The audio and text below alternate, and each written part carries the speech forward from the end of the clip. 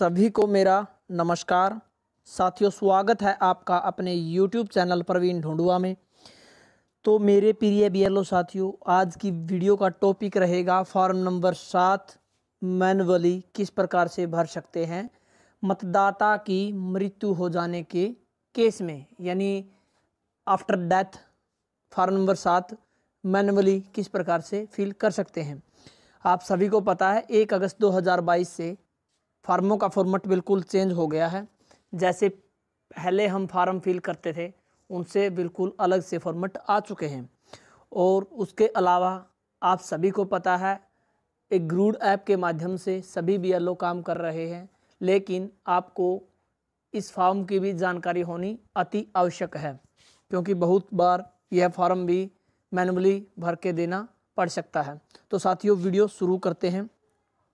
आप सभी को पता है मतदाता सूची से नाम हटाने के लिए फॉर्म नंबर 7 इस्तेमाल किया जाता है।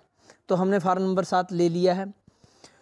पूरा स्ट्रक्चर इसका आपको एक एक पॉइंट टू पॉइंट आपको बताने वाले हैं, तो वीडियो लंबी हो सकती है, लास्ट तक बने रहें साथियों। यह वीडियो आपके लिए बहुत ही फ़ायदेमंद होगी, क्योंकि फॉर्म 7 में मतदाता सूची से वोट हटाने के लिए बहुत बार समस्याएं आ जाती है। फॉर्म गलत फिल हो जाता है और वोट गलत भी डिलीट हो जाती है, जिससे बीएलओ साथी के लिए भी एक समस्या पैदा हो सकती है। तो साथियों, वीडियो शुरू कर देते हैं। प्रारूप 7 हमने ले लिया है। सबसे पहले आप देख पा रहे हैं सेवा में निर्वाचक रजिस्ट्रीकरण ऑफिसर, यहाँ से शुरू करना आपने फॉर्म। उसके बाद नीचे लिखा हुआ है ओ विधानसभा निर्वाचन क्षेत्र का नाम और या संसदीय निर्वाचन क्षेत्र का नाम, यानी 2 कॉलम दिए गए हैं। यदि आपका हल्का विधानसभा निर्वाचन क्षेत्र में आता है तो पहले वाले कॉलम पर टिक करके आपके विधानसभा क्षेत्र की संख्या व उसका नाम डाल दीजिए। उदाहरण के तौर पर आपको बता दूं 16 कलायत हम फिल कर देते हैं। ये केवल आपको समझाने के लिए हम डिटेल डाल रहे हैं, वास्तविकता से इसका कोई लेना देना नहीं है। उसके बाद साथियों, पहला जो कॉलम होता है वो में विद्यमान निर्वाचक नामावली में प्रस्तावित नाम को सम्मिलित करने हटाने के प्रस्ताव के लिए आक्षेप हेतु आवेदन प्रस्तुत करता हूं। तो ये लाइन है साथियों। उसके बाद आवेदक का नाम, यहाँ से फॉर्म में आपको एक अच्छी जानकारी दे देता हूँ साथियों, जो आपके लिए फ़ायदेमंद रहेगी। यानी डेथ केस में जिसकी मृत्यु हो गई है वह व्यक्ति आवेदक नहीं हो सकता। बहुत बार हमारे बीएलओ साथी गलती से जिसकी मृत्यु हो गई है उसी व्यक्ति को आवेदक बना देते हैं, जो बिल्कुल गलत है, क्योंकि मृत व्यक्ति अपना वोट कभी भी नहीं हटवा सकता। उसके लिए आवेदक के रूप में उसका कोई नातेदार हो सकता है या उसका कोई संबंधी हो सकता है साथियों। तो ये डिटेल जो हम इन फॉर्म में फिल करने वाले हैं, कौन आवेदक होगा, किसकी मृत्यु हो गई है, वो काल्पनिक नाम हम स्वयं के तौर पर बता देता हूँ। आवेदक करने वाला प्रवीण कुमार, यानी मेरा खुद का नाम इसमें फिल करेंगे। आपको समझाने के लिए जानकारी डाल रहे हैं, वास्तविकता से इनका कोई लेना देना नहीं है साथियों। यानी जो आवेदक है वो स्वयं मैं खुद अपना नाम डालूंगा। उसके अलावा जिसकी मृत्यु हो गई है, मेरे दादाजी की मृत्यु हो गई है श्री प्रीताराम, तो ये डिटेल हम फिल करेंगे साथियों, ताकि आपको अच्छे से समझ में आए कौन सी डिटेल कहाँ पर डालनी है और गलत वोट डिलीट न हो। तो साथियों, आवेदक का नाम यानी प्रवीण कुमार यहाँ पर आपको फिल कर देना है। उसके बाद EPIC संख्या, यानी नेक्स्ट कॉलम में आपको प्रवीण की जो मतदाता पहचान संख्या है वो डाल देनी है, यानी एपिक नंबर इसमें फिल कर दीजिए।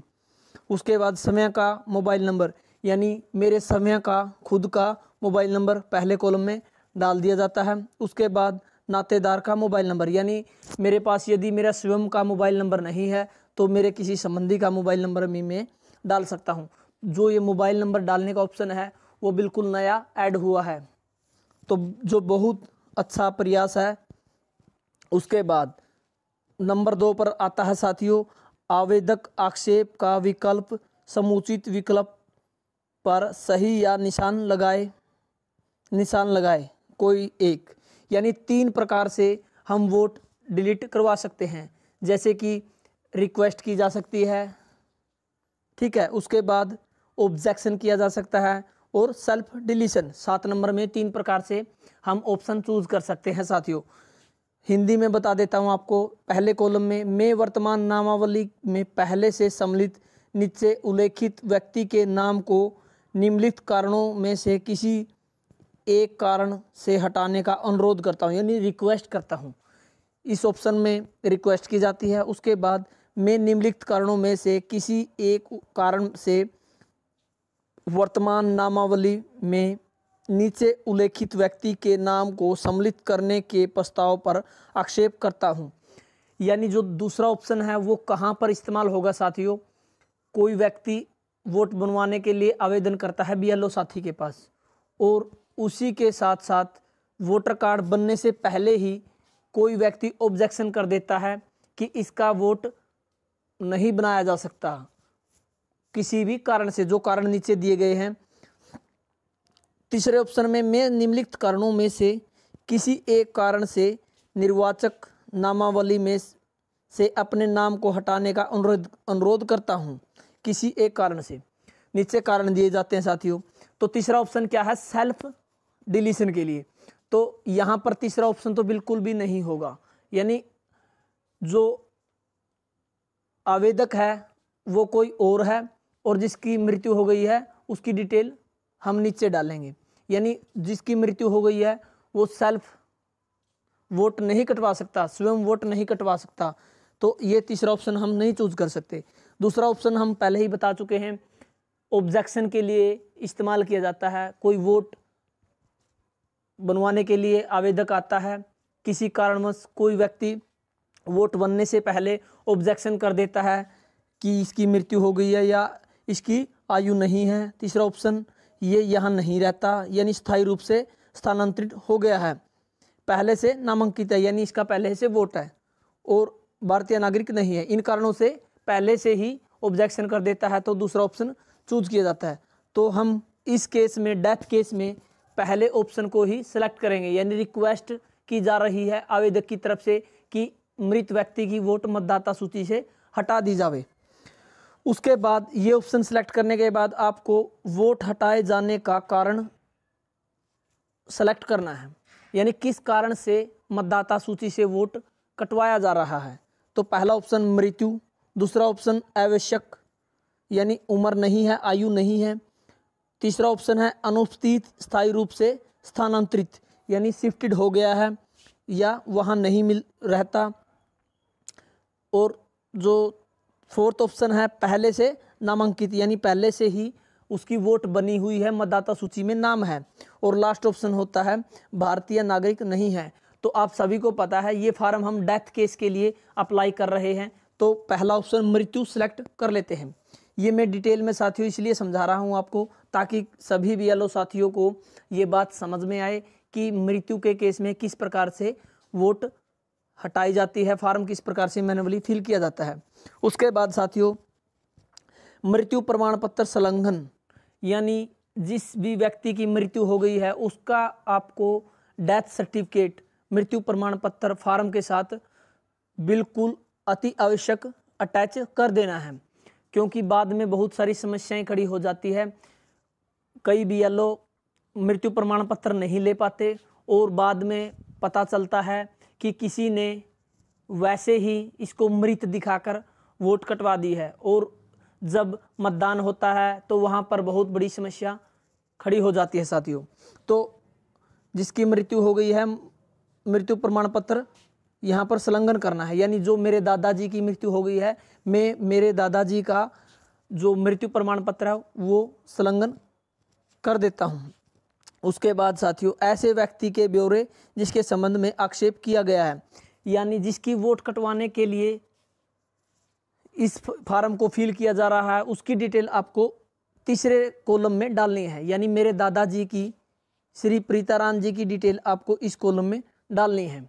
2 नाम हमने लिए थे वो वही नाम में से मेरे दादाजी की मृत्यु हुई है तो वहाँ पर यहाँ डिटेल डाल देते हैं।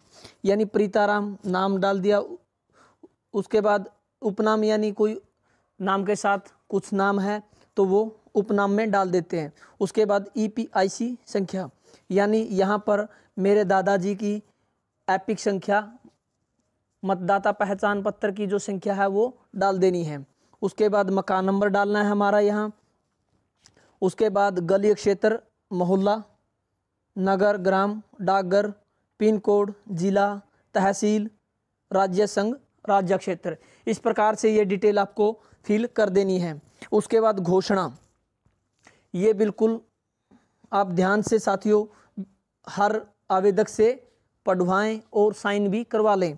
यानी ये एक सबूत के तौर पर काम करेगी साथियों, जिसमें लिखा हुआ है मैं यह घोषणा करता हूँ या करती हूँ कि मेरी सर्वोत्तम जानकारी और विश्वास के अनुसार कि मुझे ज्ञात है कि ऐसा कथन करना या घोषणा करना जो असत्य है और जिसके मिथ्या होने पर मुझे ज्ञान या विश्वास है या जिसके सत्य होने पर मुझे विश्वास नहीं है, लोक प्रतिनिधित्व अधिनियम 1950 की धारा 31 के अधीन ऐसे कारावास से जिसकी अवधि 1 वर्ष तक की हो सकती है या जुर्माना से दोनों से दंडनीय है। तो साथियों ये घोषणा होती है। यदि ये जानकारी सत्य नहीं मिलती यानी मृत्यु नहीं हुई मिलती है BLO साथी को, तो जो आवेदक है उसको 1 साल की सजा होती है साथियों। उसके बाद आवेदक के हस्ताक्षर यानी मेरे स्वयं के हस्ताक्षर यहाँ पर हो जाते हैं, करवा लेने हैं BLO साथी को, यानी प्रवीण कुमार के हस्ताक्षर यहाँ पर करवा लेने हैं। उसके बाद जिस तारीख को ये फार्म फिल किया जा रहा है वो आपको यहाँ पर तारीख डाल देनी है और स्थान किस स्थान से आवेदन किया जा रहा है वो भी आप डाल दें। उसके बाद आपको टिप्पणी के तौर पर नीचे एक पावती जिसको बोलते हैं रसीद बोलते हैं वो दिखाई दे रही है, दोनों साइड एक कैंची के निशान दिखाई दे रहे हैं, यानी यहाँ से इसको अलग करना है और जो आवेदन करने वाला है उसको आपको ये फिल करके दे देनी है। अभिस्वीकृत संख्या यानी आप यहाँ पर उसकी अभिस्वीकृत संख्या डाल दीजिए, तारीख जिस तारीख को फार्म अप्लाई कर रहे हैं, और उसके बाद श्री, श्रीमती, सुश्री यानी जिसकी मृत्यु हो गई है, जिसका आवेदन किया है, यानी मेरे दादाजी का नाम यहाँ पर फिल हो जाता है श्री प्रीताराम का प्रारूप 7 में आवेदन प्राप्त हुआ है, यानी फार्म नंबर 7 प्राप्त हुआ है। उसके बाद आपको नीचे ERO AERO BLO का नाम और हस्ताक्षर, यहाँ पर BLO हस्ताक्षर कर देते हैं। उसके बाद इसे आवेदक को आपको दे देना है साथियों। ये रसीद आप अच्छे से कट करके आवेदक को अवश्य दे दीजिए। तो साथियों ये वीडियो का पूरा हमने बता दिया है फार्म नंबर 7 किस प्रकार से डेथ केस में मैनुअली BLO साथी फिल कर सकते हैं। यदि आपको इस डिटेल में इस फार्म में कोई समस्या है तो कमेंट में बता दें साथियों। ये पूरी जानकारी हमने एक स्टेप टू स्टेप आपको बता दी है। वीडियो को लास्ट तक ज़रूर देखें, पूरी वीडियो आपको देखनी है BLO साथियों, क्योंकि किसी भी वोट को आपको गलत डिलीट नहीं करना है। इस प्रकार से पहले जो फार्म नंबर 7 में BLO की टिप्पणी करने के लिए ऑप्शन होता था वो यहाँ से हटा दिया है। यहाँ पर BLO को किसी प्रकार की टिप्पणी नहीं करनी है, केवल आवेदक के हस्ताक्षर हो जाते हैं और आप आवेदक को रसीद दे दीजिए।